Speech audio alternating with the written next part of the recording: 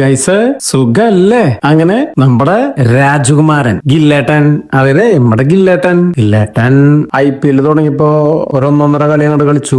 ഞാൻ വിചാരിച്ചു സെഞ്ചുറി ആണോ അത് ഡബിൾ സെഞ്ചുറി ആണോ, പക്ഷെ പിന്നെ നോക്കിയപ്പോഴെല്ലാം മനസ്സിലായ 50 പോലെ ആയില്ലെന്ന്. വേൾഡ് കപ്പ് കിട്ടിക്കഴിയുമ്പോ ഫോട്ടോ ഷെയർ ചെയ്തൂല, അതില് തല വെട്ടി മാറ്റി പുള്ളി ഷെയർ ചെയ്തതിനകത്ത് സഞ്ജുവിന്റെ ഫോട്ടോ ഇല്ല. രാജകുമാരൻ 2020 ടീമില് സഞ്ജു നല്ല ഇന്നിങ്സ് കളിച്ചുകൊണ്ടിരുന്നപ്പോഴാണ് സഞ്ജുവിനെ വെട്ടിമാറ്റി അതേ പോസ്റ്റിലേക്ക് കൊണ്ടുവച്ച ഈ രാജകുമാരൻ കുറെ കഷ്ടപ്പെട്ടു ലാസ്റ്റ് കളിച്ച IPL വരെ. എന്നിട്ടും പുള്ളിക്ക് 50 കടക്കാൻ പറ്റിയിട്ടില്ല.